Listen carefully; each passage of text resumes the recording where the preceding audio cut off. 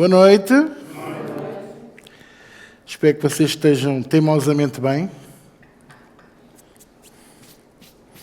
Eu também. Vamos abrir as nossas Bíblias, temos muito para falar hoje, em Daniel capítulo 9. Parece bem? Mesmo que não parecesse, meus caros. Quem é que viu as notícias hoje? Quem mandou? Quem mandou ver? Já não disse... Estou a brincar. Depois podia dizer, então, o que é isto? Hein? Olha, eu às vezes para ver as notícias abro a Bíblia. Outras das vezes ligo a televisão, mas depois arrependo-me e volto para a Bíblia. O que eu quero dizer, o que nós vamos falar hoje é muito importante e eu quero que vocês estejam muito atentos, porque a intenção, volto a dizer, não é meter medo a ninguém, mas é alertar. O que é que Jesus disse em Mateus 24? Quem é que sabe? Cuidado que ninguém vos... Ora, nem mais. Palavras do nosso Senhor e Salvador Jesus Cristo, não são minhas, são dele, não é? E pronto, ainda vos estou a ouvir assim um bocadinho desfocado. São muitas horas a trabalhar, muitas horas ao computador, mas de certeza que isto depois vai tudo ao normal. Já está. Ora,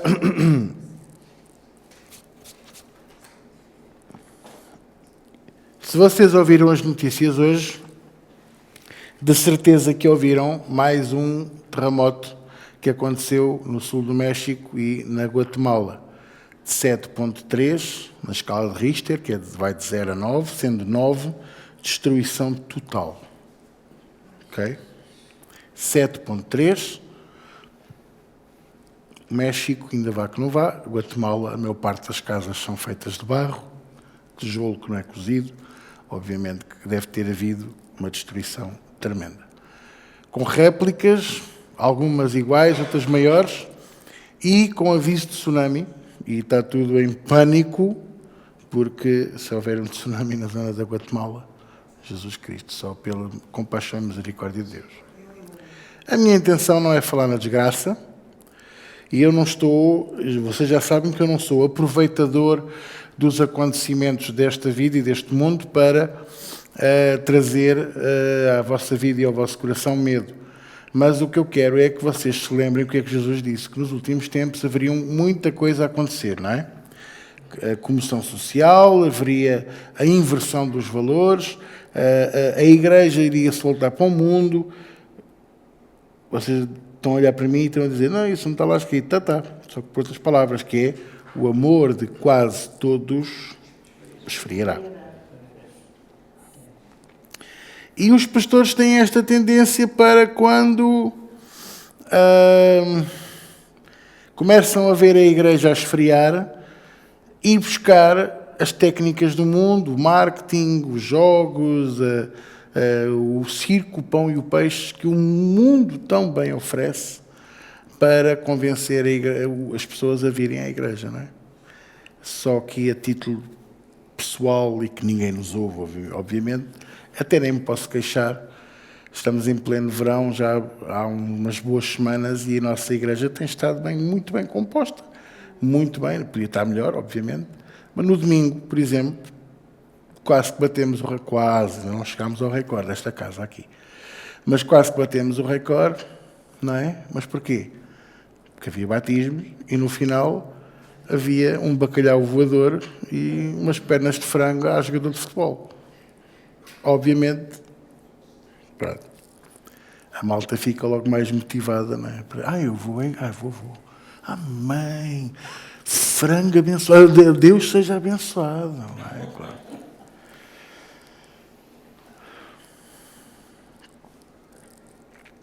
O que é certo é que eu vejo cada vez mais a igreja entretida na vez da igreja fortalecida. Uma igreja que busca as técnicas do mundo.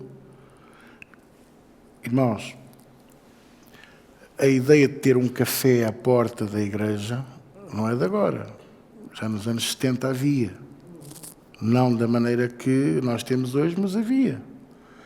E obviamente que eu falava com um irmão nosso em Cristo, que vai estar connosco na Chuva Seródia, que dizia assim: eu não vou a uma igreja pelo catering que eles põem na porta, à entrada. Ou seja, há pastores e há igrejas que põem catering, comida, encomendada, pagam balúrdios para atrair as pessoas, que depois de barriga cheia vão para a reunião. Obviamente que não.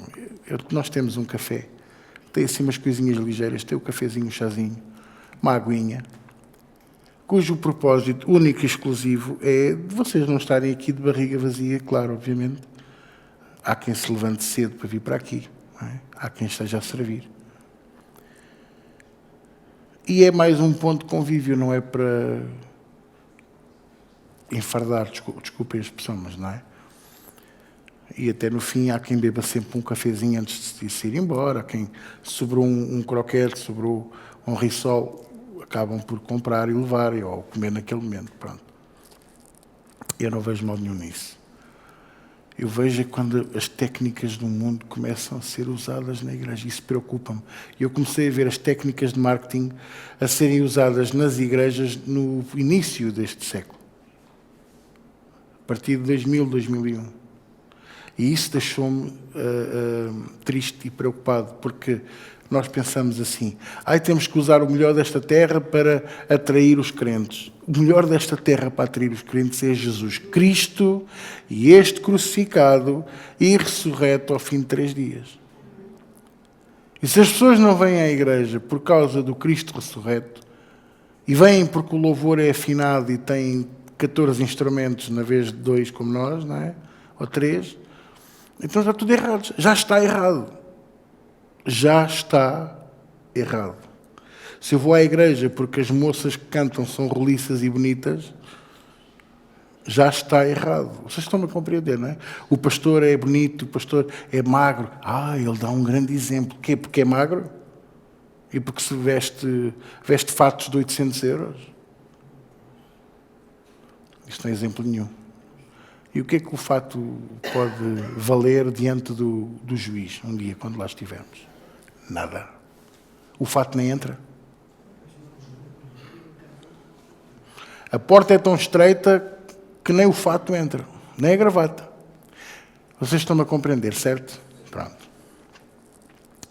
O que eu quero falar com vocês hoje tem a ver com os detalhes tremendos que estão em Daniel 9, que eu acho que às vezes nos passa um bocadinho ao lado, sabe?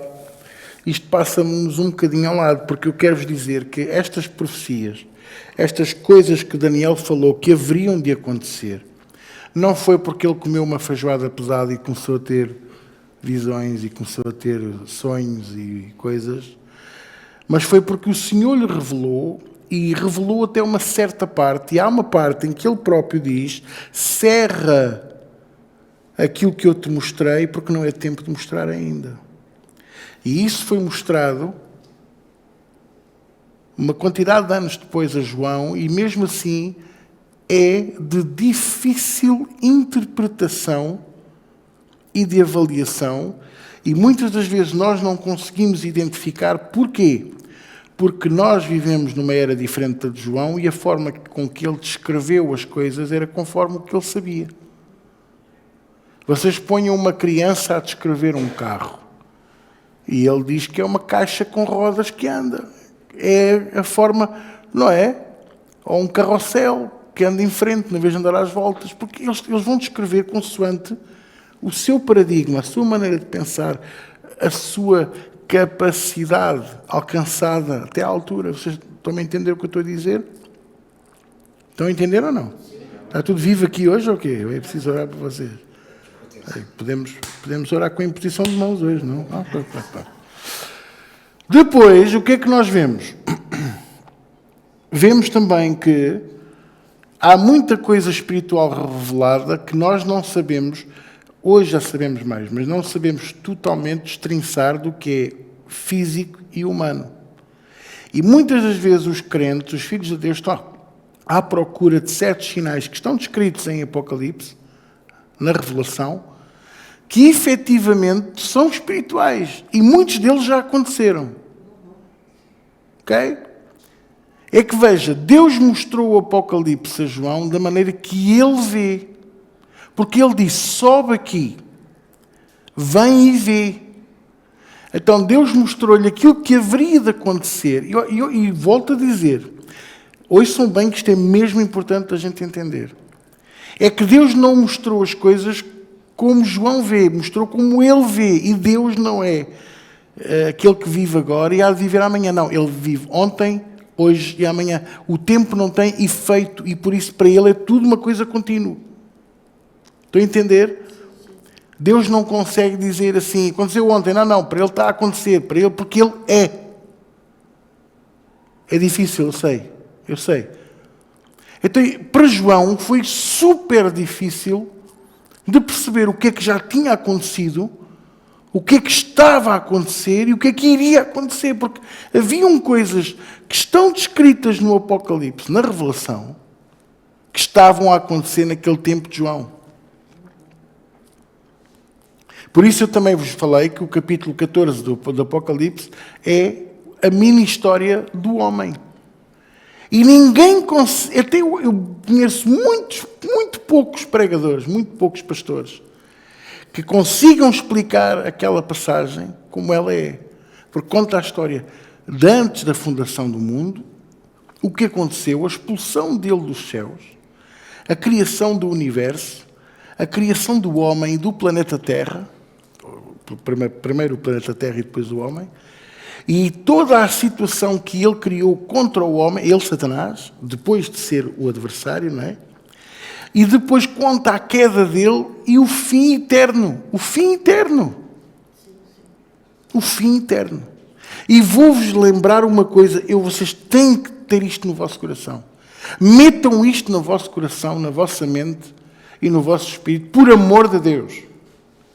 O inferno não foi feito para a criação de Deus. O inferno não foi feito para os animais, não foi feito para as árvores, não foi feito para o homem. O inferno foi criado para aprisionar pela eternidade no lago de fogo e de enxofre Satanás e os demónios, portanto os anjos caídos. Estou a entender ou não?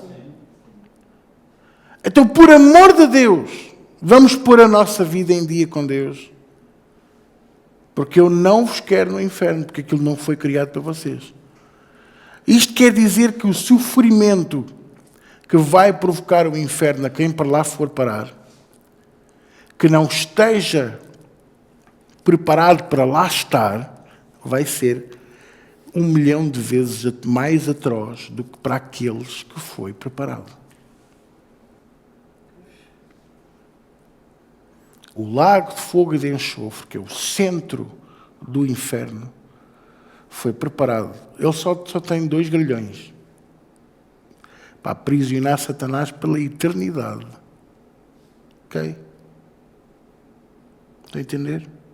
E o resto do inferno é para albergar os seres espirituais, aquele terço de anjos, terço de seres espirituais que se foram arrastados pela rebelião que Lúcifer provocou. E o sofrimento que eles vão ter vai ser eles... Vocês já vos contei isto, não é? Eu já vos expliquei isto. Se vocês estiverem aqui na luz, debaixo da luz, acesa, e olharem para um ponto escuro, vocês não conseguem ver o que é que lá está. Mas se vocês estiverem lá no ponto escuro, que sabem que ninguém vos vê, mas olharem para onde houver luz, vocês veem tudo. Então imagine isto para os seres espirituais que já odeiam a Deus e odeiam a criação dele, porque acham que foi injusto o que aconteceu. É apenas uma...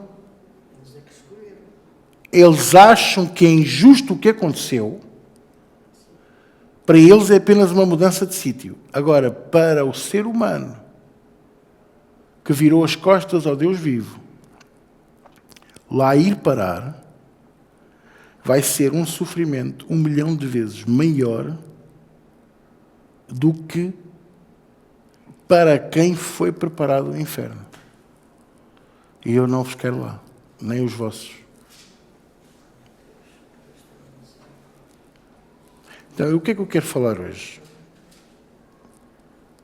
Eu quero vos alertar para o anticristo.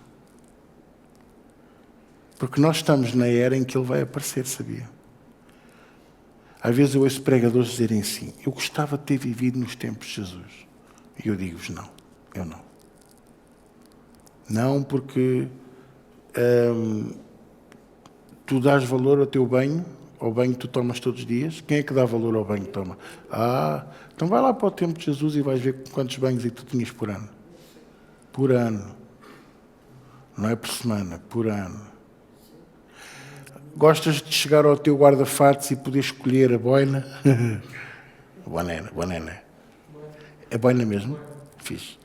Escolher a boina, um polo espetacular, o tênisinho. Gostas ou não? No tempo de Jesus eram umas alparcas e aí te estragasses porque não tinhas dinheiro para outras, e era uma veste, uma Galaab. E quando é que eu trocava de Galaab? Quando ela rasgasse. E quando aquela era lavada? Quando já não era branca. Sim. Exato. Gostas do desodorizante, que é para não... coisa? Pois ali era patchouli. Isso eu estou a falar, olha, isto.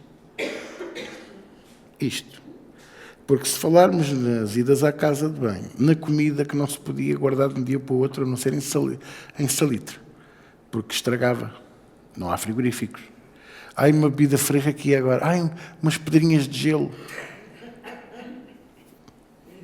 Água potável. Olha, quero um copo de água. Faca e garfo. Vocês estão a perceber? Então, dá muitas graças a Deus à era em que tu vives. Por outro lado, eu não gostaria de ter vivido nesta era. Eu gosto da tecnologia. Eu gosto da faca e do garfo. Eu gosto do bidé. Eu e o bidé temos uma boa relação. Gosto muito do meu poliban.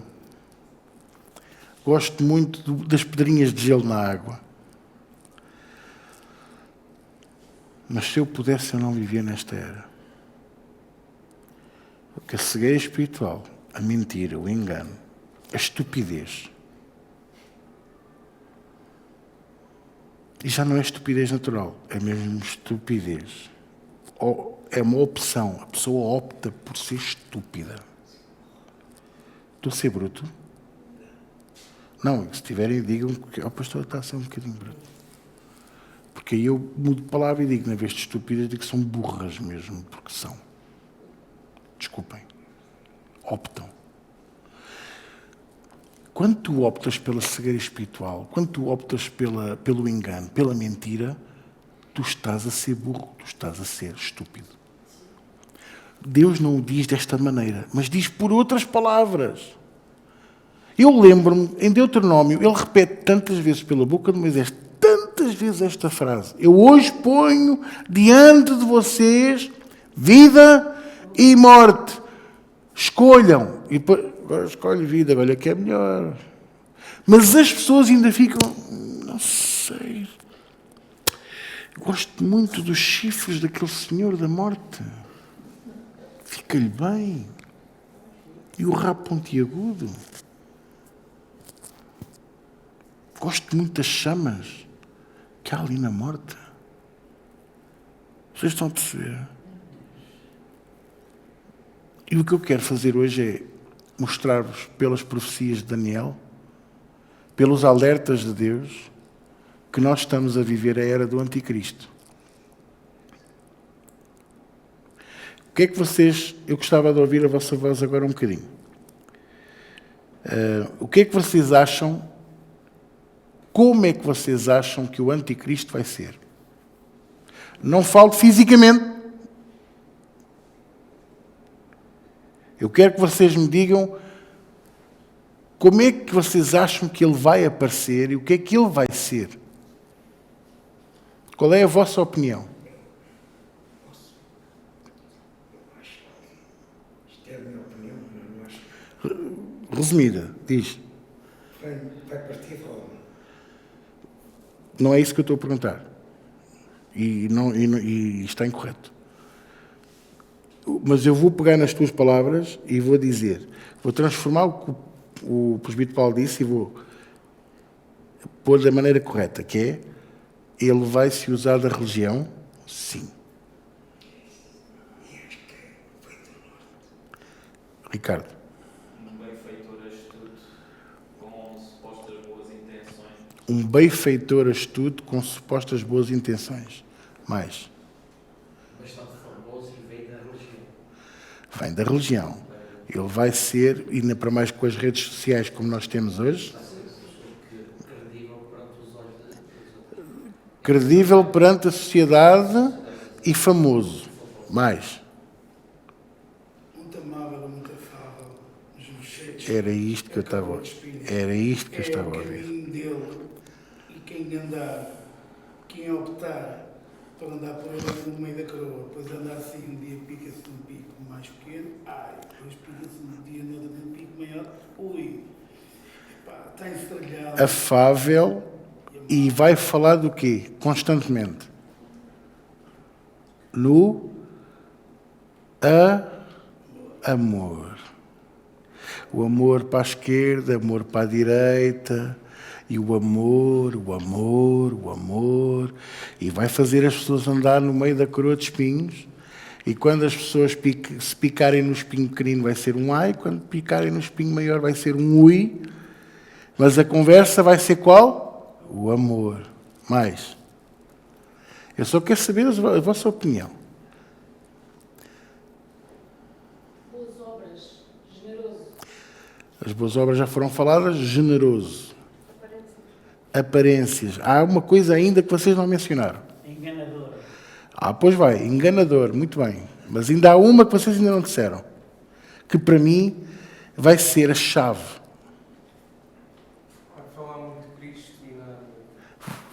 Religiosidade. Certo. Como?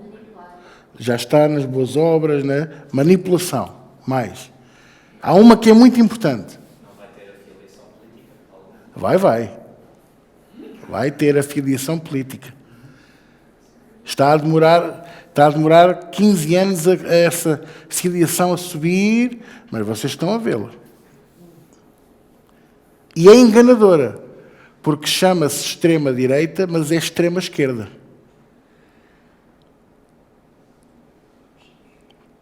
Porque nós já tivemos isto. Nazismo. Perseguição.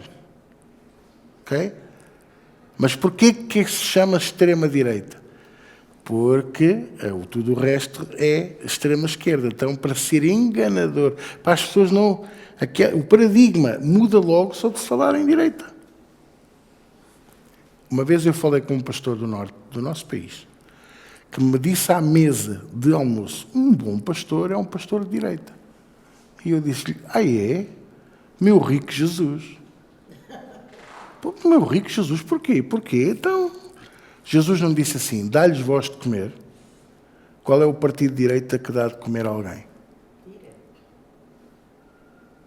Porque você está a pensar errado. Não, eu não estou a pensar errado. Então, por isso temos que rasgar páginas da Bíblia. Eu também não estou a dizer que Jesus era de esquerda. E é isto que eu quero que vocês entendam. Jesus não tem partido. Jesus não quer saber da política para nada. Jesus pensa um bocadinho como eu, como o vosso pastor, que a política tem duas nádegas. Isso vamos à confusão, para não haver discernimento. Ora, falta discernimento. Mas ainda falta uma coisa que identifica o anticristo. É isso, Rui. Qual é? Qual é a bandeira que ele vai trazer ao mundo inteiro? A paz. Porquê que Jesus, em João 18, disse: a minha paz eu vos deixo. E a minha paz não é igual à que o mundo vos pode dar. Estão a entender agora? Yeah. Paz. Ele vai falar de paz e vai fazer uma paz com Israel. Sabia? Ele é que vai conseguir mediar verdadeiramente o conflito. Não é de Israel, é do Médio Oriente. E vocês sabem porque que os conflitos do mundo estão quase todos centrados ali? Todos, quase todos. Porque é ali que Deus começou todas as coisas.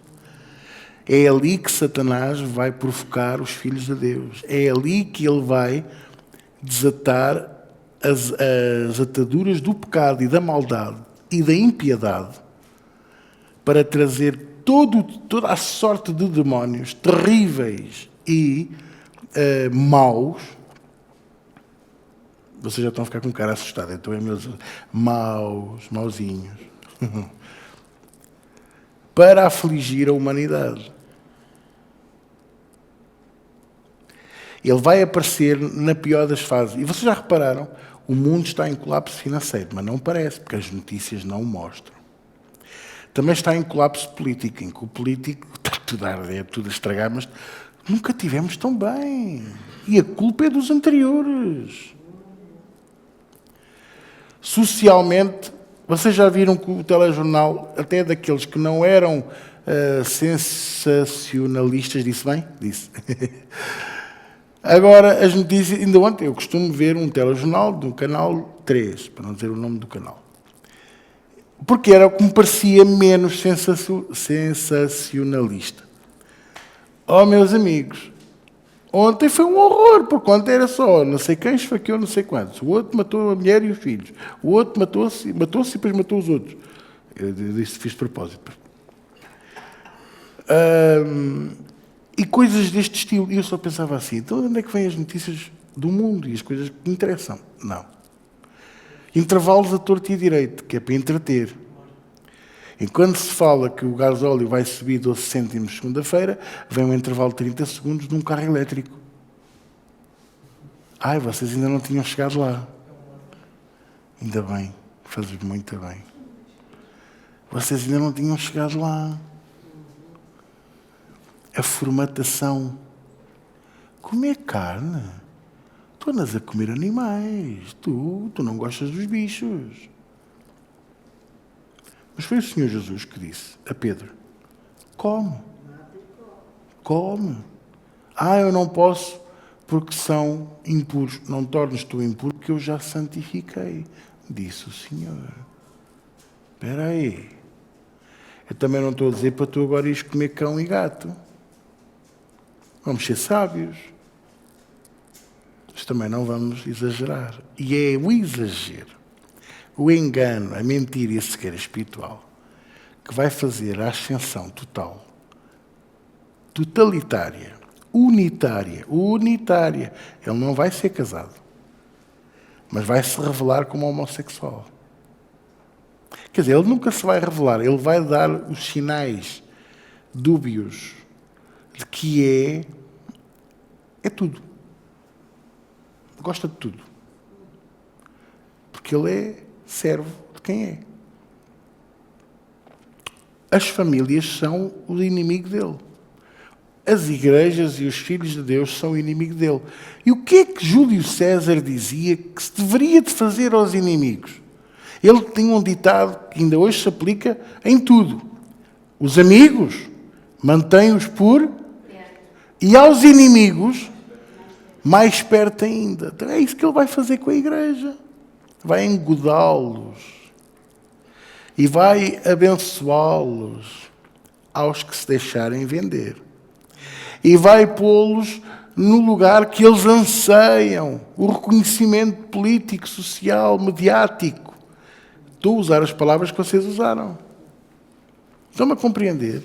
E é isso que estamos a viver agora. Em que, por exemplo, eu estava a ver as notícias sobre os incêndios em França, está meia França a arder e o presidente francês a dar um discurso aos bombeiros, parados ali, a ouvir o discurso.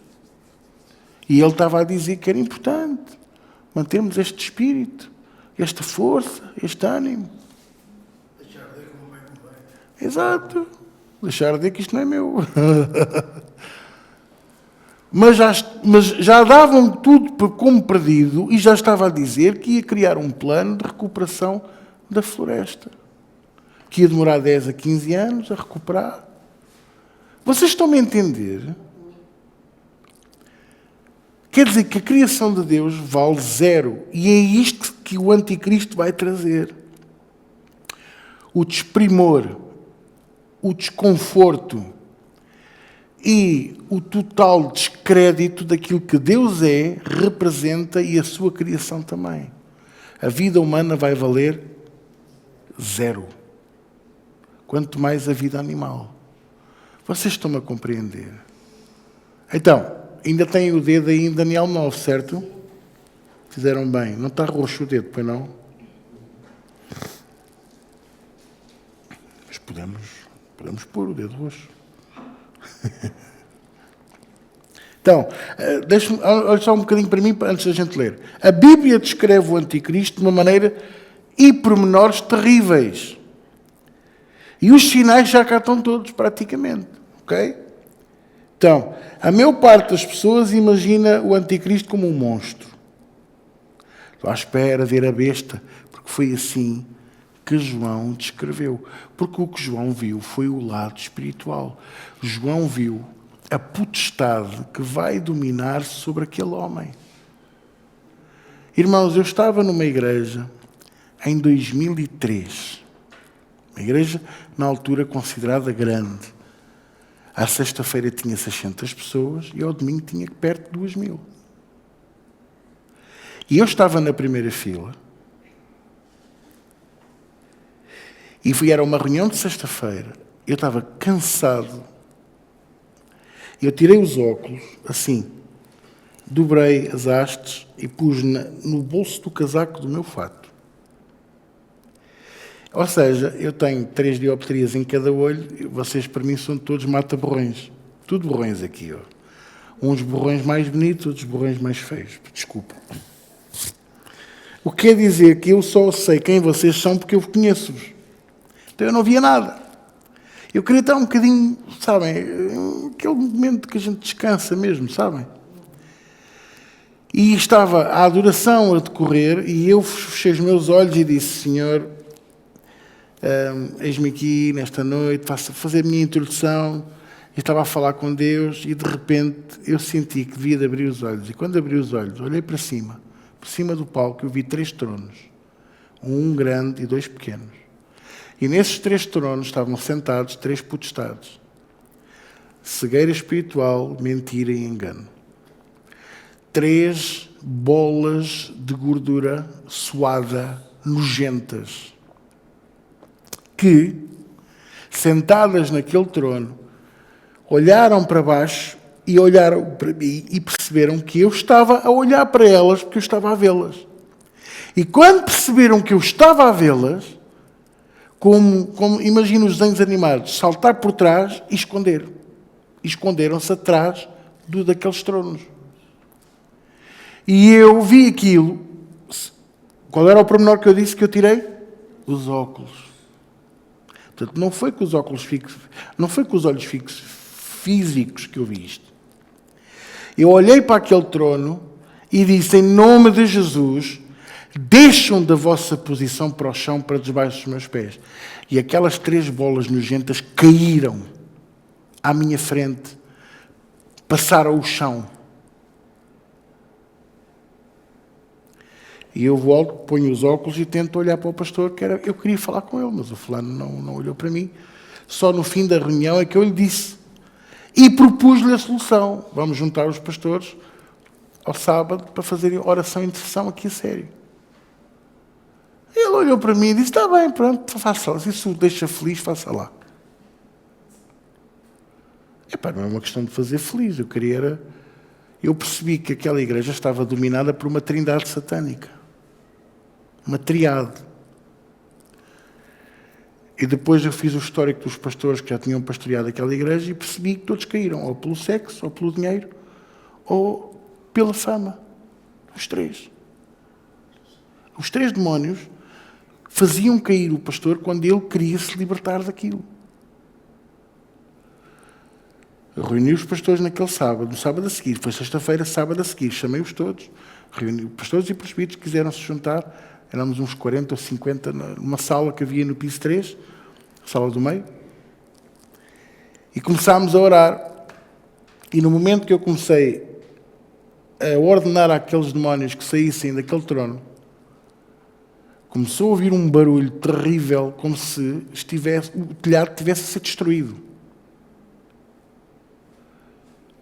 Eu ouvi aquele barulho e pensei, isto deve ser granizo. E disse ao meu braço direito, Tony, vai lá abaixo ao Paulino saber se ele está a par do que está a passar, porque o Paulino era o recepcionista. E vem cá fora, espreita como é que está o tempo. E ele vem ter com o Paulino e diz, Paulino, sabe o que está a passar? E ele, o que está a passar? O que aconteceu? Não, estávamos a orar e ouvimos um barulho. Barulho? Assim que eu puder já lá vou ver. E ele vem à rua, irmãos, estava um sol, céu limpo. E ele pensou, aconteceu mesmo qualquer coisa ao telhado.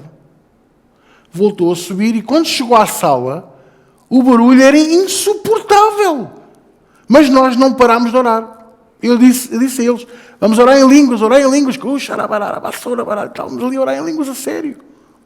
E quando ele vem e diz-me, pastor, não está a chover, o céu está limpo e está calor, eu disse, isto é o diabo. Então ordenei a todo o espírito imundo, maligno que estivesse nos ares, nas regiões celestiais, que parasse as suas manobras. Naquele momento o som parou. E começámos a destruir aquele poder maligno, aquelas obras. A igreja começou a encher ainda mais. E de repente, irmãos, tudo começa a mudar dentro da igreja. Até ao dia em que o pastor da igreja diz-me assim, para lá com isso. Isso não é preciso. Em poucas semanas, aqueles demónios voltaram ao trono e ele não durou, nem um ano durou. Caiu pelo dinheiro e pela fama e pelo sexo. Caiu pelas três coisas. Nem um ano durou depois disto. Então, eu não estou a falar de uma coisa banal. Estou a falar de uma coisa a sério. E digo-vos, eu alertei-o, eu falei, eu orei. Eu tinha uma equipa de intercessão privada, só minha, que eu não queria que ninguém soubesse. E eu disse, vamos continuar a orar sobre este assunto, mas não éramos suficientes.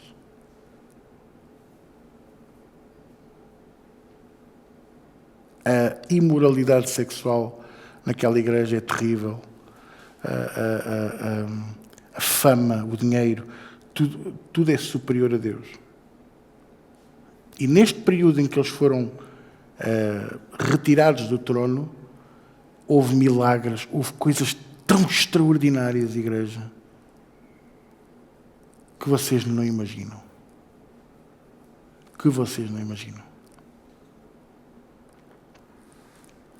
Então, não pense que ele vai aparecer como uma bola de gordura suada, nojenta, mal cheirosa.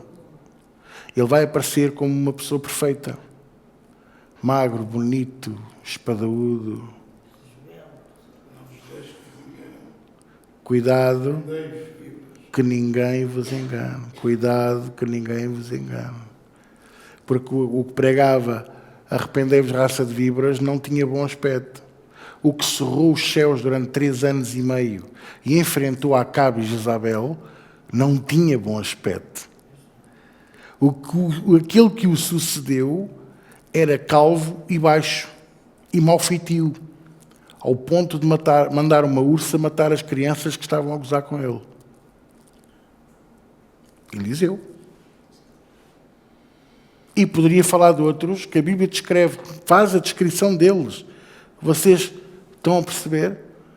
Não é a aparência que ganha pessoas, não é o fato que tu vestes que ganha pessoas, não é a roupa que tu vestes, não é o teu penteado, é o teu coração. E Jesus no teu coração. Posso ouvir amém? Quando vamos... Olha, outro bom exemplo que eu vos posso dar. Quem é que está aqui que lava os dentes?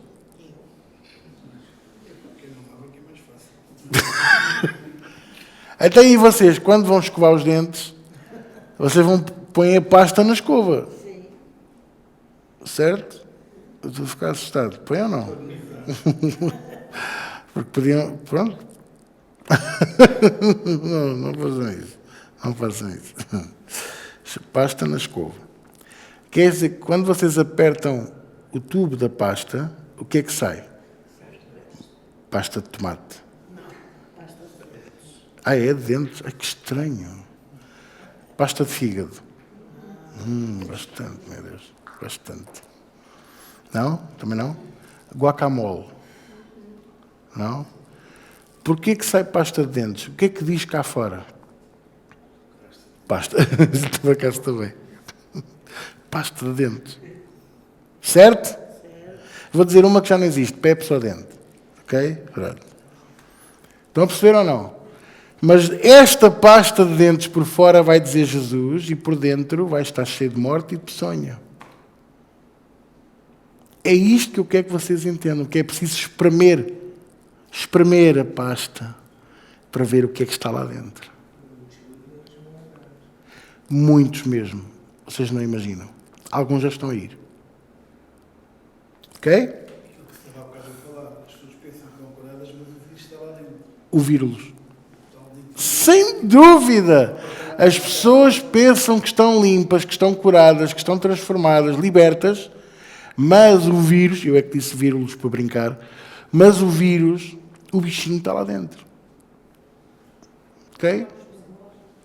Hã? Jogos.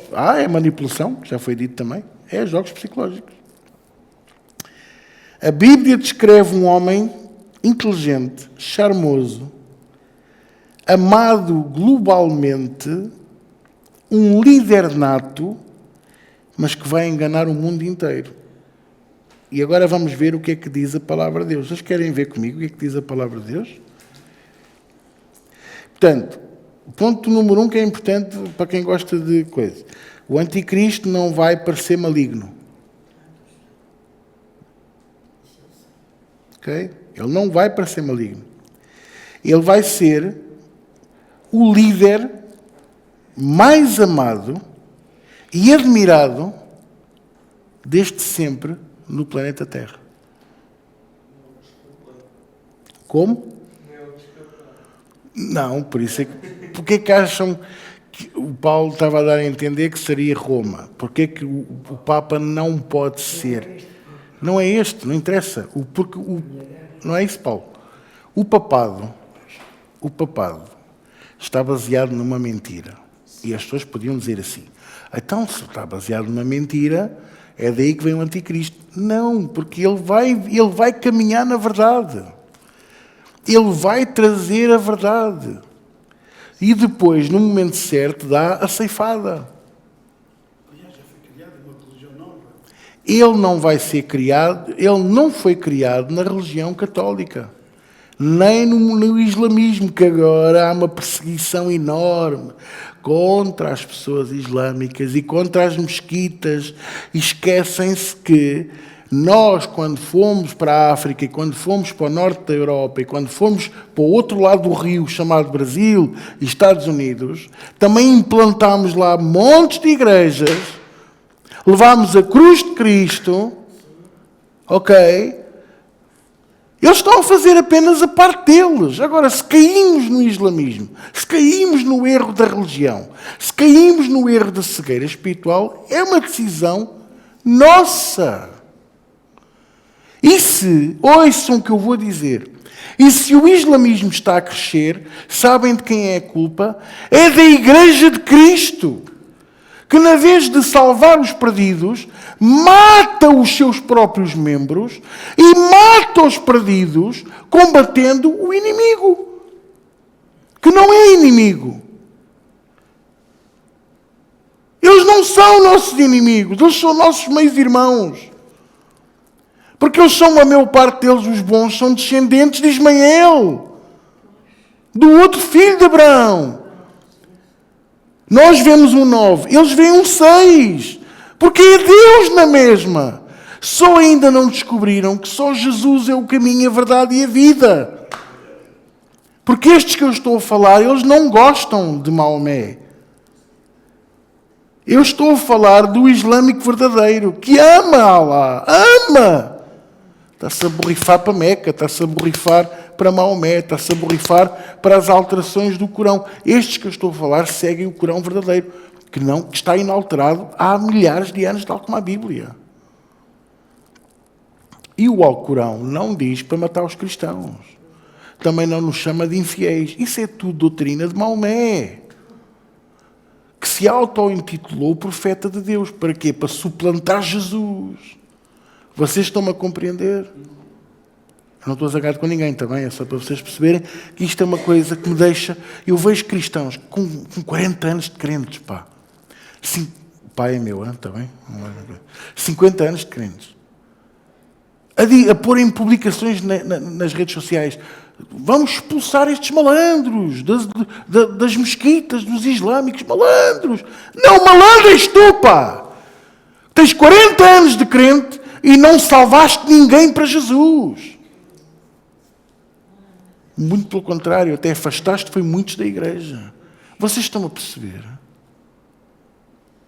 Estou a ser bruto? Então posso ser bruto? Não, mas não até sei agora. Só até com vocês. A Bíblia, em Daniel 8, não vamos ver, é só vocês, o Daniel 8 é trabalho de casa. Descreve o anticristo como sendo inteligente, perseverante, mestre da decepção, da ilusão, do engano, mestre. Ok? Paulo chama o anticristo como o homem que não tem lei. Ele chamou-lhe uma palavra que é anátema. Anátema. Ok? Você sabe o que é um tema? Tema. Assunto. Certo? Propósito. Certo? O que é um anátema? Nem é assunto. Nem pode ser assunto. Não é propósito. Não deve ser divulgado, não deve ser ensinado. Eu ensino a verdade sobre a si, sobre a pessoa, mas não vou pôr-me a falar dele. Eu não preciso. Vocês vão reconhecê-lo. E sabem uma coisa? Tu tens o Espírito de Deus? Tu tens o Espírito de Deus ou estás morto? Então tu vais reconhecê-lo. Não vai ser preciso ninguém fazer-lhe assim. Tu vais vê-lo na televisão e tu vais sentir no teu espírito. Olha ele. E nesse dia, tu vais sentir pela primeira vez, a sério, pela primeira vez da tua vida, o que é o verdadeiro temor a Deus. Porque tu vais ver aquele...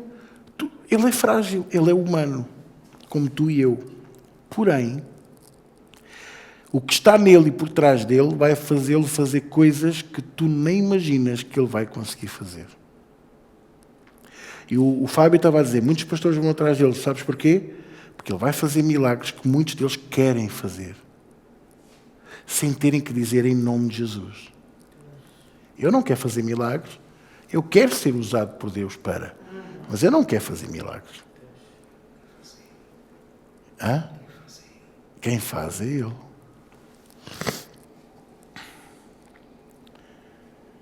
O anátema que faz milagres contrafeitos, falsos. O apóstolo João diz que o mundo inteiro o vai adorar por vontade própria. E ele não aparecerá como vilão. Ele vai chegar como herói. É isto que eu quero que vocês entendam. Porque é que eu, de boca cheia, posso dizer que sei que não é o Donald Trump, não é o Putin, não é o Macron. Eu cheguei a pensar que poderia ser o Macron, mas não é o Macron. Não é o Luizinho aqui de Portugal. Não é o Lula. Olha, nem o Bolsonaro.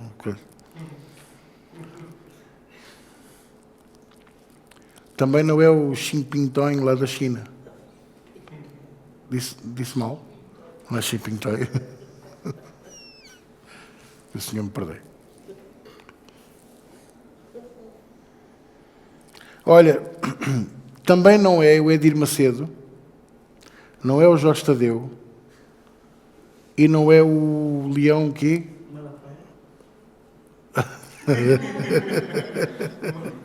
Já tiveste bem, já tiveste bem. O Leão quê? 13, 14? O Papa. É um leão qualquer. Este é o leão. É. Leo 13 ou 14, não é? Também não é o leão. Eu quero que vocês entendam, também não é Pio. Eu quero que vocês entendam que por vezes temos esta tendência. Ele vem do norte. Eu não sei se ele vem do norte. A Bíblia diz que o urso, que representa o norte, despertará nos últimos tempos. Mas é o que está a acontecer, mas de outra maneira. Através da extrema-direita.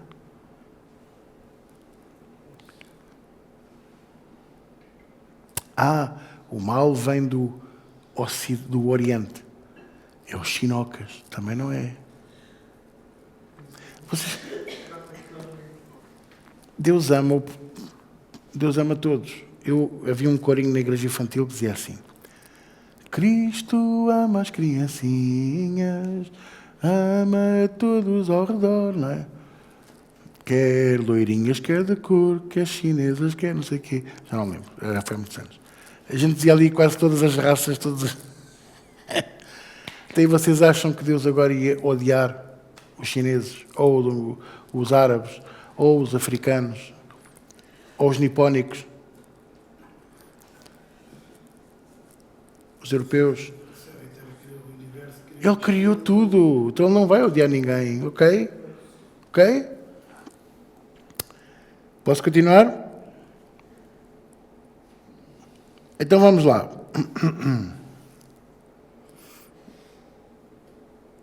Isto está muito pequenininho, percebem? Para caber tudo.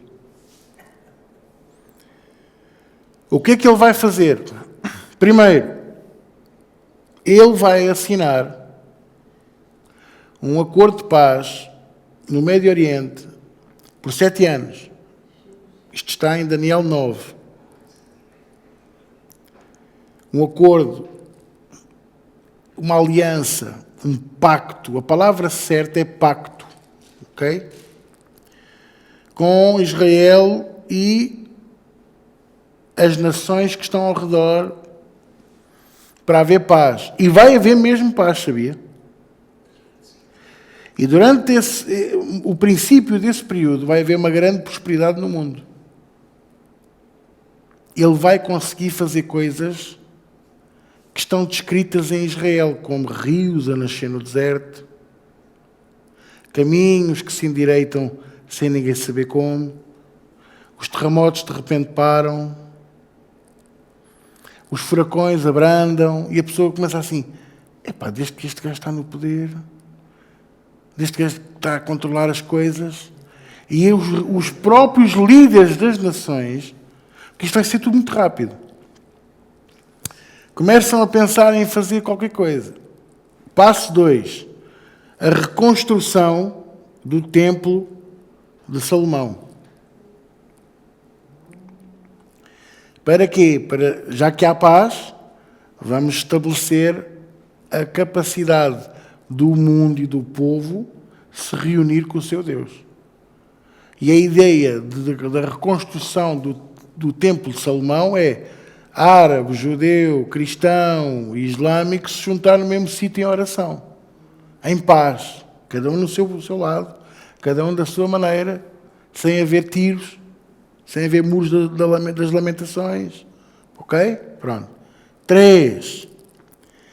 Ele vai fazer sinais e maravilhas tão convincentes e tão importantes que até os crentes, se o Senhor não encurtasse os dias... Quem é que se lembra desta passagem? Que se o Senhor não abreviasse, não é o que diz lá? Os sabe-tudos aqui das Bíblias, que o Senhor não abreviasse os dias, o que é que ia acontecer? Nenhuma carne. E o que é que vai acontecer? o Senhor vai abreviar o acordo de paz de 7 anos para 3 anos e meio. Ao fim de 3 anos e meio, o sacana vai atacar com tudo. E vai atacar quem?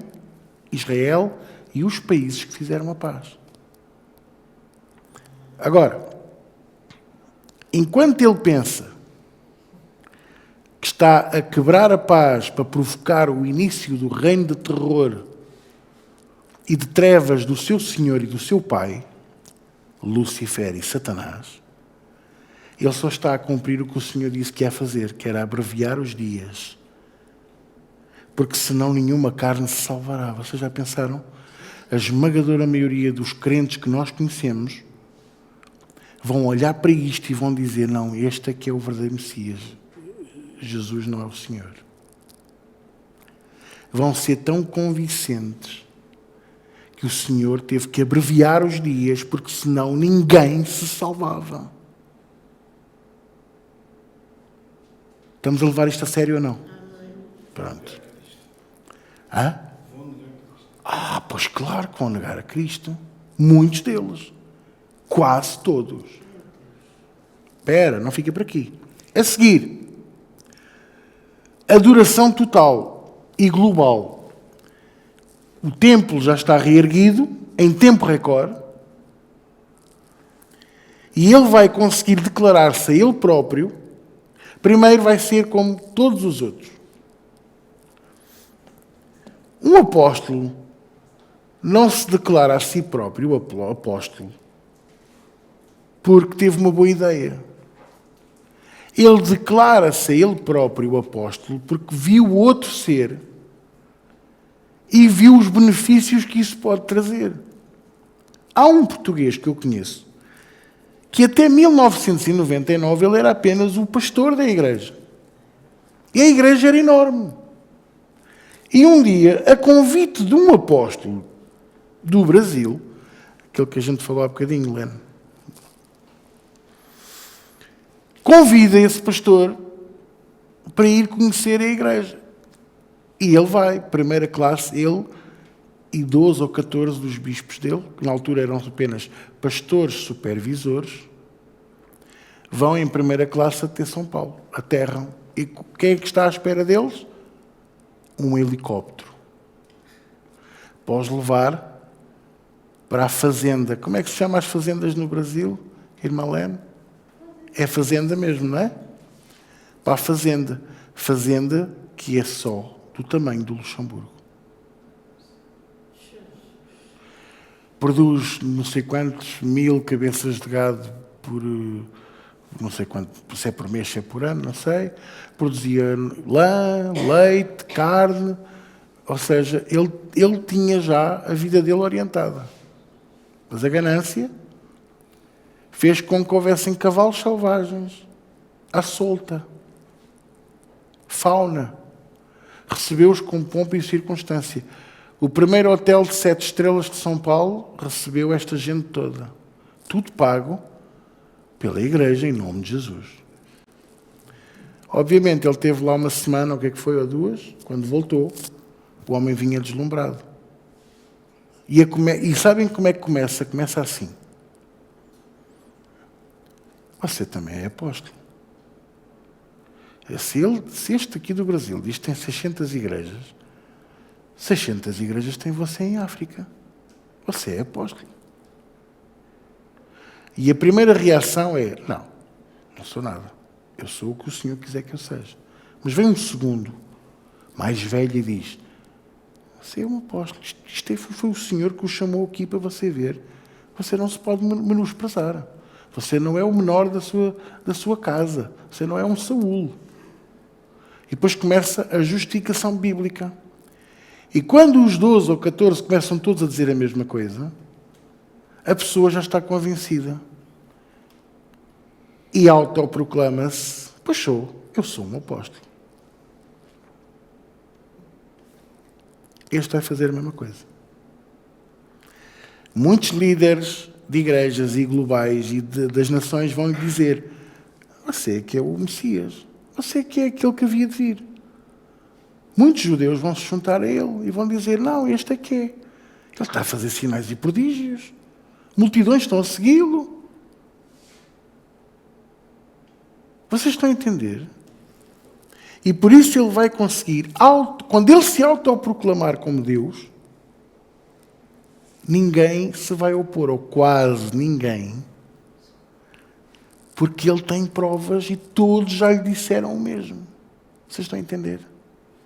Como é que o espírito, porque é que eu falei no espírito de cegueira, mentira e de engano? Porque é assim que ele opera.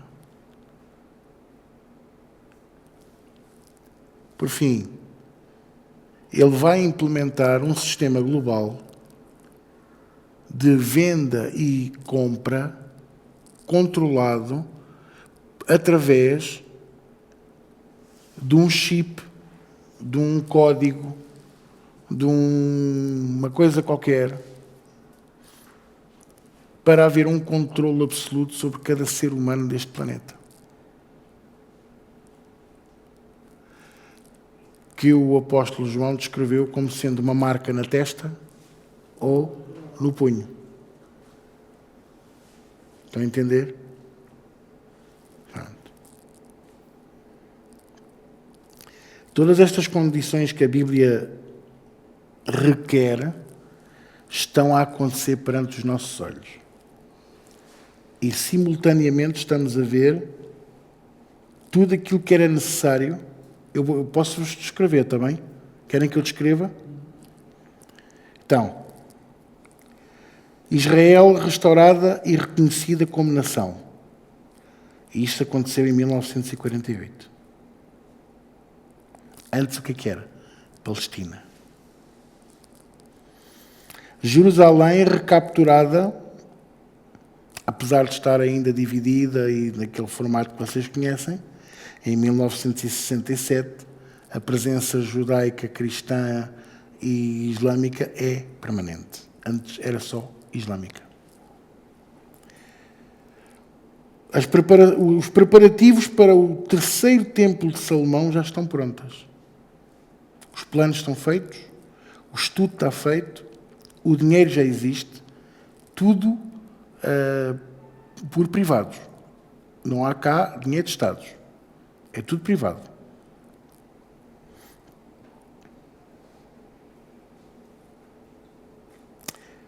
O sistema da moeda única ativo ainda não está, mas vocês sabiam que a União Europeia já proibiu pagamentos superiores, em dinheiro, superiores a 10 mil euros? Tem que ser sempre por dinheiro digital. E já está a ser testado. Eles disseram na notícia que era a partir de setembro, mas já está a ser testado o euro digital. E eles vão trazer qualquer coisa de benefício para as pessoas aderirem. Para já vai excluir os idosos e aqueles que são um bocadinho mais ineptos na internet e nas aplicações, porque eles têm mesmo esse intuito.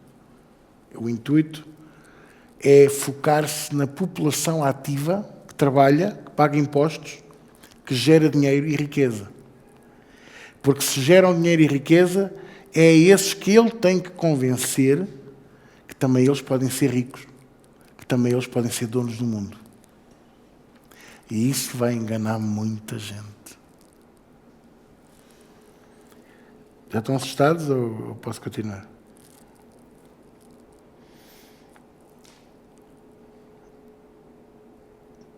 Controle absoluto da inteligência artificial. Pelo menos sobre 4 bilhões da população mundial. Nós somos 8. Pelo menos metade tem que estar debaixo deste controle. Já ultrapassou.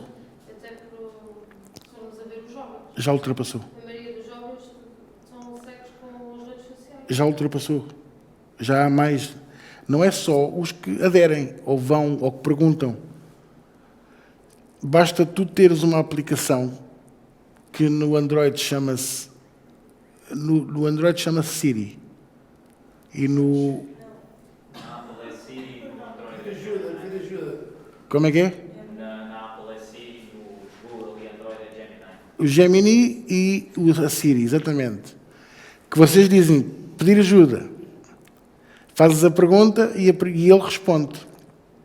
Às vezes, nunca vos aconteceu de vocês estarem a falar com alguém e de repente o telefone dá sinal, vibra e começa a responder à que tu estavas a falar? Não entendi.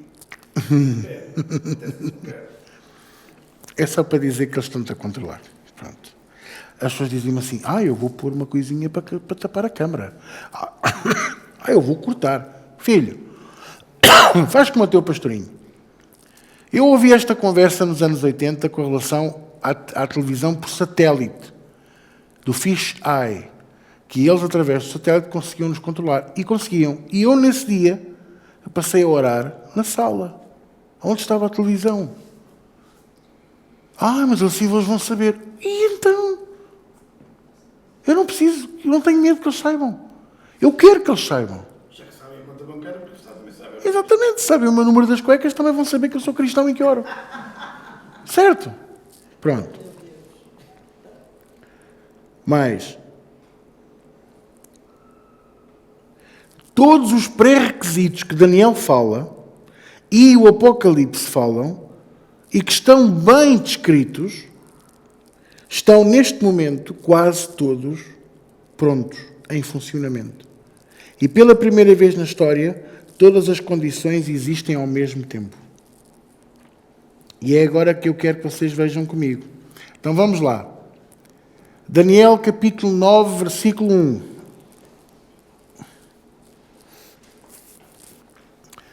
No ano primeiro de Dario, filho de Assuero, da linhagem dos Medos, o qual foi constituído rei sobre o reino dos caldeus, no primeiro ano do seu reinado, eu, Daniel, entendi pelos livros que o número dos anos de que falara o Senhor ao profeta Jeremias, em que haviam de cumprir-se as desolações de Jerusalém, era de 70 anos. Veja só, ele começa por fundamentar aquilo que vai falar, baseado no estudo que ele fez da palavra de Deus e perceber que as 70 semanas eram 70 anos do exílio por cativeiro do povo de Israel. Okay? 70 anos em cativeiro. Vamos continuar, vamos para o 3, não é? Vamos para o 3, não era? E eu dirigi o meu rosto ao Senhor Deus para o buscar com oração e súplicas, com jejum e saco e cinza. Dirigi o rosto ao Senhor, quer dizer, eu expus-me. E ele fazia-o 3 vezes ao dia, na janela de casa, para que todos soubessem. Ele estava exposto. Mais. O que é que ele diz que faz mais? Põe lá, Tiago, faz favor. Não, o 3 ainda. Desculpa. Oração e súplicas.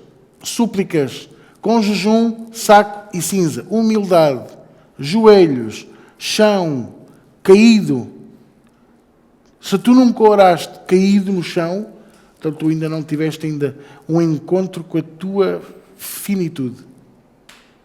No dia em que tu tiveres uma dor, no dia em que tu tiveres um problema de saúde, que te faça cair no chão em desespero, esse dia, essa tua oração vai trazer os anjos de Deus para o pé de ti. Eles vão te carregar. Eles vão tomar as tuas mãos porque os teus pés não tropecem em pedra. É que nós hoje ainda oramos com muita arrogância. Oramos em pé. Eu venho à tua presença em nome de Jesus. Nós até devíamos dizer, Senhor, permites-me que eu vá à tua presença. Eu vou em nome do teu santo filho, Jesus. Ouve a minha oração, escuta-me. Eu sei que sou apenas uma voz no meio de 8 bilhões. Mas, Senhor, aqui estou eu te amo. Perdoa-me. Súplicas. Tem compaixão, tem misericórdia. Súplicas. Estou tão grato porque eu sei, não sei como, mas eu sei que tu me estás a ouvir. 4. Senão começa a chorar.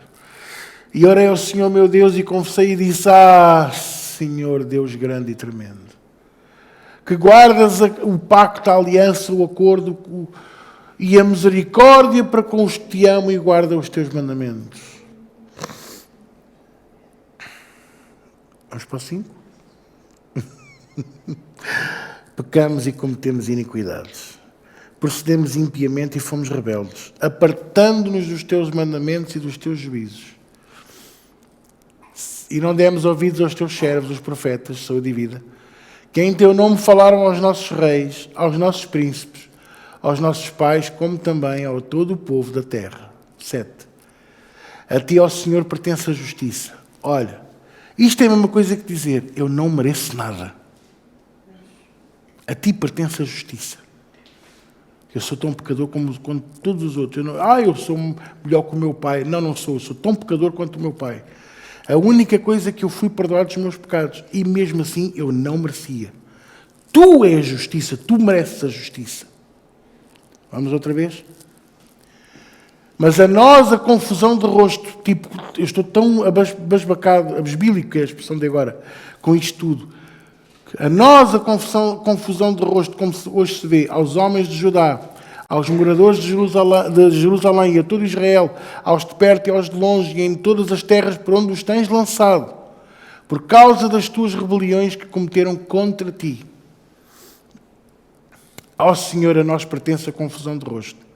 Aos nossos reis, olha que versículo maravilhoso, não posso esquecer, vou publicar isto hoje. Confusão de rosto aos nossos reis, aos nossos príncipes, aos nossos pais, porque pecámos contra ti.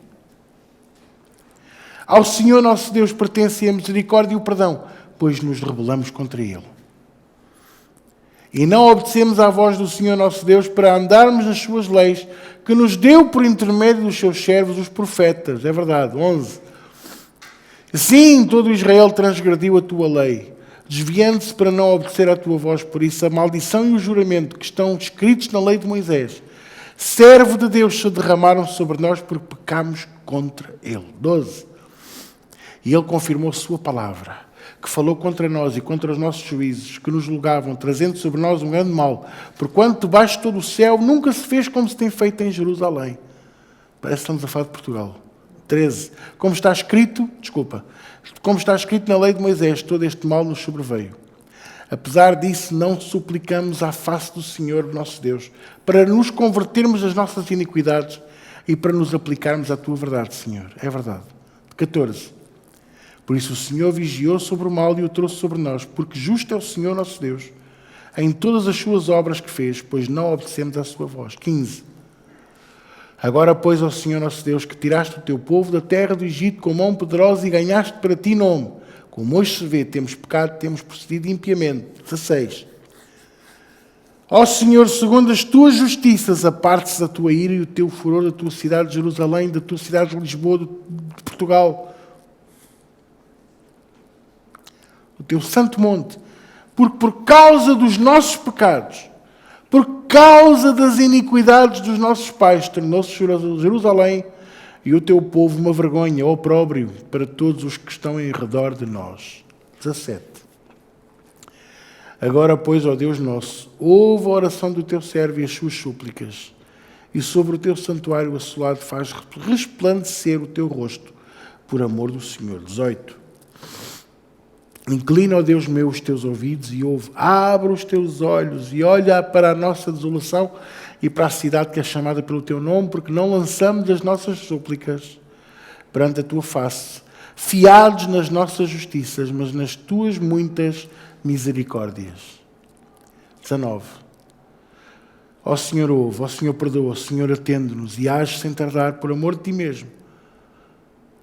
Deus meu, porque a tua cidade e o teu povo são chamados pelo teu nome.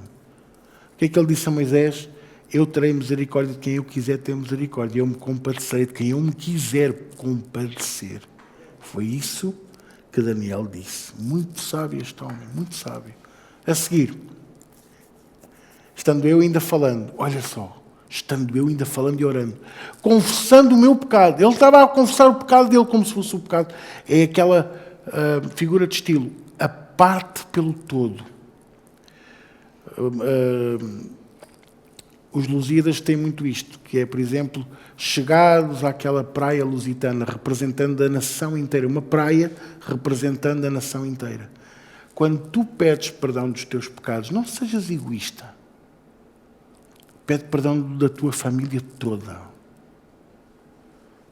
Para que Deus possa responder-te como respondeu a Daniel. 20, desculpa. Estando eu ainda falando e orando, confessando o meu pecado e o pecado do meu povo Israel, e lançando a minha súplica perante a face do Senhor meu Deus, pelo monte santo do meu Deus. 21. Estando eu, digo, ainda falando na oração, o homem Gabriel, o anjo Gabriel, que eu tinha visto na minha visão ao princípio, veio voando, rapidamente e tocou-me a hora do sacrifício da tarde. E me instruiu e falou comigo, dizendo: Daniel, agora saí para fazer-te entender o sentido. 23. No princípio das tuas súplicas saiu a ordem, eu vim para tu declarar, porque és muito amado. Considera, pois, a palavra e entenda a visão. 24. 70 semanas estão determinadas sobre o teu povo e sobre a tua santa cidade para cessar a transgressão e para dar fim aos pecados, para expiar a iniquidade, trazer a justiça eterna e selar a visão e a profecia para ungir o Santíssimo. Olha aqui, sem o Espírito de Deus e sem o Messias, sem Jesus Cristo, 70 anos para expiar o pecado. 70 anos para pagar o preço da iniquidade e da maldade. Mas nós hoje temos o Cordeiro Eterno.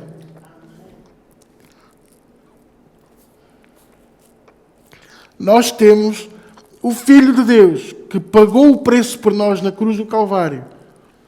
E não é preciso este sofrimento todo. E nós não damos valor a isto. 20 e qualquer coisa. 25? Sabe e entende, desde a saída da ordem para restaurar e para edificar a Jerusalém até ao Messias, o príncipe haverá 7 semanas e 72 semanas. As ruas e o muro se reedificarão, mas em tempos angustiosos. Não tires. O príncipe, viu? O príncipe das trevas. Ele nunca se intitulou o rei das trevas, nem o Deus das trevas. O príncipe. O Messias é Jesus. Haverá 7 semanas, 7 anos de paz. E 72 semanas. Façam as contas para verem quantas semanas dá, quantos anos dá 72 semanas. Façam. Vai à calculadora. Hã? O ano tem 52 semanas. É um ano e qualquer coisa. Continua. Põe lá o versículo, desculpa. E diz que, quer dizer que haverá 72 semanas para fazer o quê? Reedificar o templo de Salomão. As ruas e o muro. O que é que Neemias, Esdras, Malaquias tiveram a fazer no tempo do cativeiro na Babilónia? A reedificar Jerusalém, o templo e os muros da cidade. Porquê é que está aqui mencionado? Porque é isso que vai acontecer. As ruas e o muro se reedificarão. Mas em tempos angustiosos.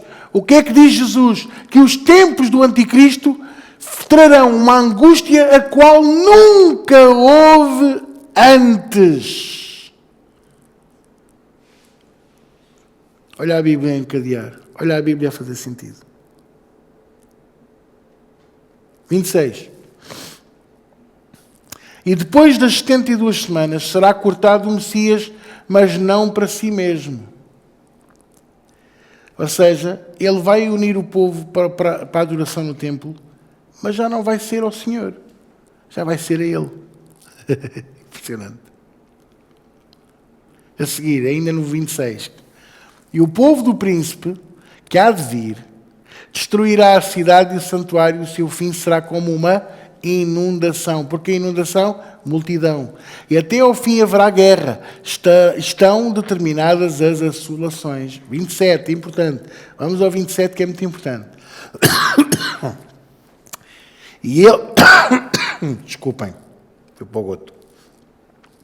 E ele firmará aliança com muitos por uma semana. Quantos dias tem uma semana? 7 anos.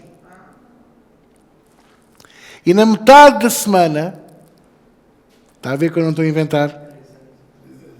3 dias e meio, 3 anos e meio, a metade da semana, fará cessar o sacrifício e a oblação, a adoração. E sobre a asa das abominações virá o assolador, e isso até à consumação. E o que está determinado será derramado sobre o assolador. Agora, então agora podes tirar, exatamente. O anticristo subirá de um ataque que lhe farão. E ele mostrará que não vai criar a ideia, a ilusão de que ele não pode ser morto.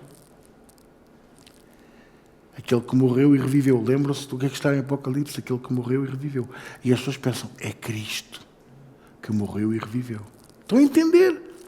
Satanás é o pai mas também é o copycat. Ele copia tudo. O que é que o apóstolo Paulo nos ensina? Que ele é capaz de se disfarçar de anjo de luz até para enganar os escolhidos. Ele vai copiar tudo o que Jesus fez. Estão a entender ou não? E ele vai levantar-se com o princípio e com a ideia de um novo Império Romano. Um império. Onde ele será o imperador. Já ouviram esta conversa? Nem que seja em filmes. Não há um imperador que não tenha trazido uma era de terror, de trevas. Vejam a história. Júlio César, Napoleão, Alexandre o Grande, Átila. Lembrei-me agora do Átila. Façam as contas. Ataxerxes, o fulano que vinha para destruir Jerusalém, era imperador. Destruiu a Grécia, destruiu toda a zona da Pérsia, destruiu tudo. Mas ele representava a Pérsia. Mas ele queria mais. Estão a entender? Depois, ele vai confirmar, já lemos aqui, versículo 27, o acordo, o pacto de 7 anos, certo? Ao fim de 3 anos e meio, ele vai quebrar esse pacto, certo? Volta aí, faz favor, Tiago, 8:23. Daniel, é o mesmo livro, Daniel 8:23. Se vocês quiserem também, no instantinho. Olha o que é que Daniel diz. Deus diz através de Daniel acerca do anticristo. Daniel 8:23. No fim do seu reinado, quando acabarem os prevaricadores, se levantará um rei. Quando acabarem quem? Quem é que são os prevaricadores desta era? Trumps, Putins, os Ximpintões lá da China e os artistas todos que se levantam para fazer estas asneiras todas. Orbãs e companhias limitadas. Luizinhos e o Sanches aqui ao lado, também é um corrupto de primeira. Os prevaricadores. O que é que vem a seguir, Tiago? Se levantará um rei, feroz de semblante, duro, rijo, e será... Não, leiam vocês com a vossa boca.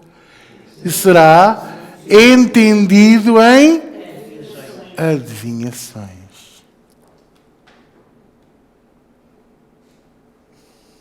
Já estão a sentir o arrepio na espinha?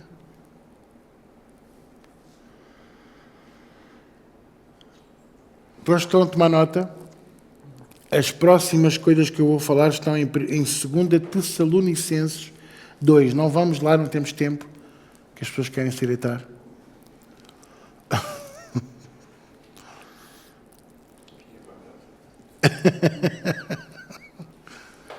As próximas 2 coisas que eu vou dizer estão em 2 Tessalonicenses 2. E quais são? Ele fará sinais e prodígios que enganarão até os escolhidos, e ele vai proclamar-se Deus ao reconstruir o templo. Vai dizer que é para Deus, para unificar as religiões, mas a seguir ele vai ser proclamado Deus. Ele vai sentar-se lá na cadeira. Ele vai se sentar na cadeira do trono. Querendo, olha exatamente a expressão que lá está, não é? Querendo parecer Deus. Em Apocalipse 13:16 diz: ele implantará a tal marca na mão ou na testa. Não interessa se é um chip, se é um código de barras, se é uma tatuagem, se é um corninho, não interessa o que é. Não nos vamos focar no chip só, até porque o chip, vocês podem não acreditar, mas os chips já estão a entrar em desuso. Já há tecnologia mais avançada. Ok? Pronto. Ainda gostam de mim? Eu só estou a falar a verdade. Agora vocês, eu quero terminar com isto. Pastor, qual é a maior proteção contra o anticristo? Porque eu não podia estar aqui este tempo todo a falar no bicho e não vos dar as armas para o vencer, para se proteger. Então, qual é a maior arma contra o anticristo? É, primeiro que tudo, tu saberes com exatidão aquilo que Deus tem para ti. E se tu olhares para mim e disseres assim, mas eu ainda não sei o que é que... Tem, sabes. Ele tem Jesus, o seu Filho, e tem o seu Espírito. E quando nós temos o Espírito de Deus, é impossível sermos enganados. E quando sabemos e conhecemos a voz do Senhor, Ele diz assim, as minhas ovelhas conhecem a minha voz. Não é o perfume, não é o número de calçado, não é o penteado. Eles conhecem a minha palavra, a minha voz.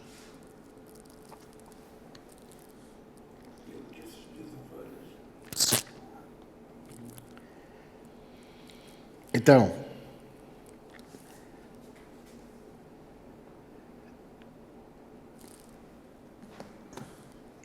conhecereis a verdade e a verdade vos... Se tu ficaste com medo com o que eu falei, tu precisas te aproximar de Deus. Está um desastre a acontecer todos os dias na vida de milhares de cristãos em todo o mundo. E esse desastre chama-se Judas. O problema de Judas não foi Judas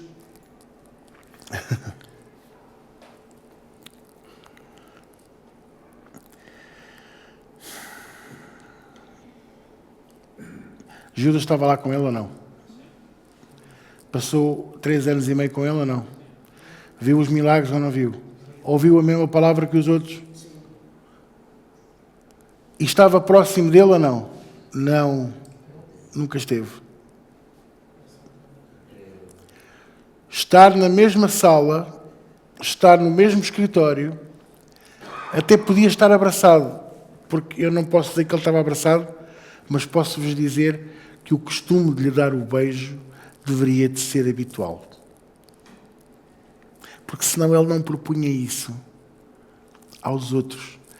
Porque se ele propusesse isso aos outros, não sendo habitual, os discípulos percebiam que foi beijar Jesus porquê? Aquilo devia de ser habitual. Aquele a quem eu der o beijo. Está a entender? Não é o beijo, o abraço. Não. Eu posso estar a dar beijinhos a uma pessoa. Vocês podem vir dar beijinhos e, no entanto, vocês estarem bem longe de mim. Bem longe de Jesus. Bem longe da palavra.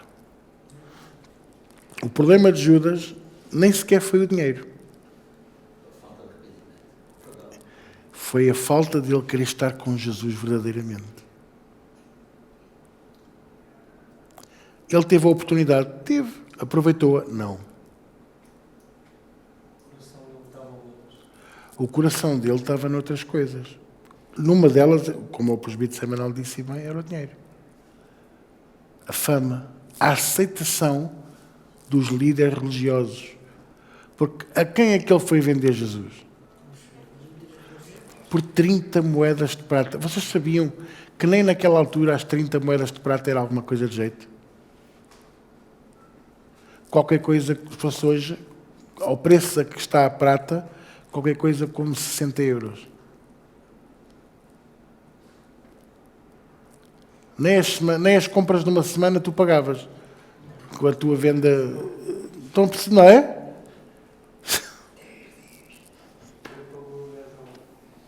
Nem este o depósito com 60 euros. Ele queria era ser aceito pelos líderes religiosos. Ele queria era ter destaque. Ele queria ser superior aos outros. Ele pensava que estava a fazer algo melhor do que aquilo que os outros estavam a fazer. E mesmo estando perto, ele estava longe. E agora, para terminar, deixe-me eu partilhar uma coisa com vocês. Às vezes eu ouço vocês que têm filhos dizer assim: eu não sei, pastor, porque é que os meus filhos são assim? Eu não percebo. Eles moram na minha casa, eu os amo, eu faço tudo. E mesmo assim, eu ensinei-lhes tudo. E mesmo assim, eles fazem estas coisas más. E eu quero te dizer que os teus filhos podem viver ao teu lado, sentados no teu colo, abraçados a ti,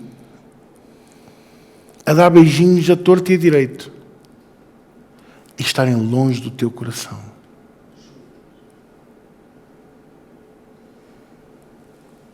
Estão a dar um beijinho e também distantes a fazer outra coisa. Estamos a dar um engano. E quem é que vai fazer isto neste tempo? Quem é que vai andar contigo ao colo, dar-te beijinhos, falar-te no amor, dizer-te o quê? Que eles vão viegas, corrigia-te. Ele não presta, ele não é um bom pastor.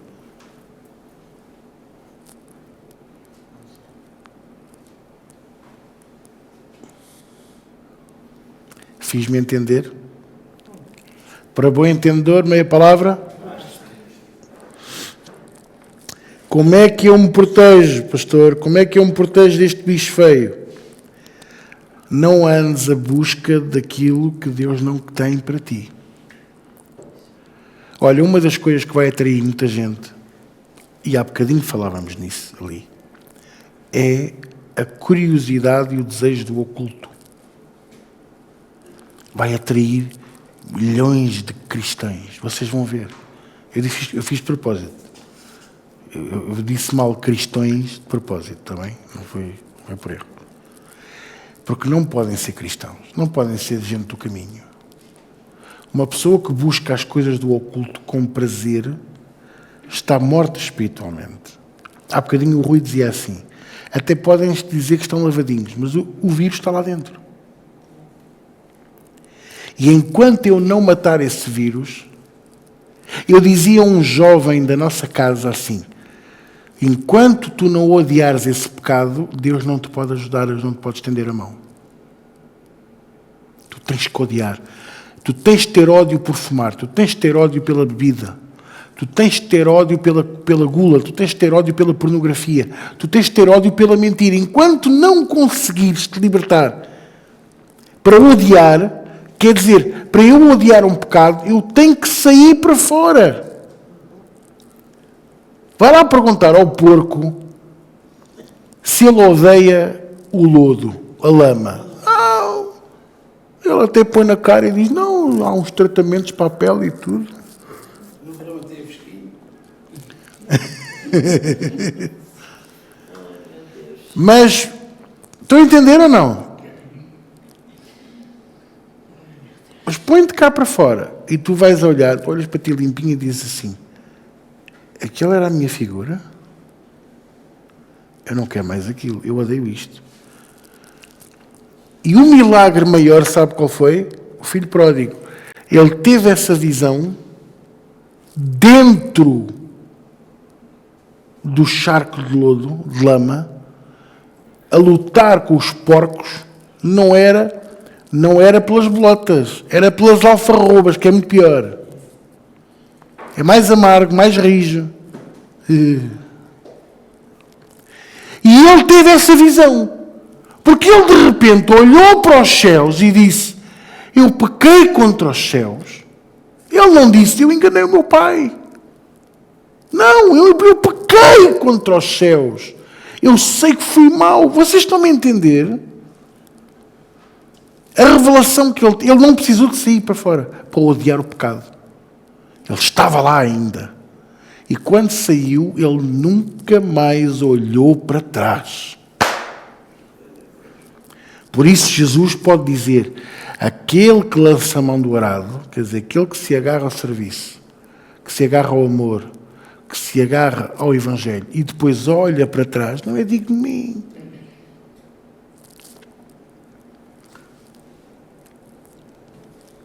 E este bicho feio, chamado Anticristo, sabes o que é que ele vai fazer? Ele vai fazer muitos olharem para trás. Ele vai fazer muitos repensarem tudo, porem tudo em causa. E é isso que eu não quero que vocês façam. Posso ouvir o amém? Vamos orar? Antes que eu seja despedido. Paizinho, nesta noite, graças te damos pela tua palavra. Graças te damos pela tua revelação. Ó Senhor, que toda esta passagem que nós lemos, Daniel 9, entre no nosso coração, que isto nos faça chorar, que isto nos faça arrepender, que isto nos faça mudar de vida, aproximar de ti, ter sede e fome de ti. Senhor, fala connosco, fala ao nosso coração. Nós nos arrependemos, Senhor. Ajuda-nos. E abre os nossos olhos da mente e do Espírito. Abre os nossos corações, Senhor. Ilumina os olhos do nosso Espírito para que nós possamos entender aquilo que Tu nos queres ensinar. E que nunca nos deixemos enganar nem por essa trindade satânica, nem por aquele que há de vir, o anátema. Para a Tua eterna glória, Senhor. E nesta noite, enche-nos com a Tua glória, com a Tua unção. Conduz-nos até casa em paz e segurança. Ajuda-nos, Senhor. Em nome de Jesus. E todos dizem comigo, amém. Até domingo.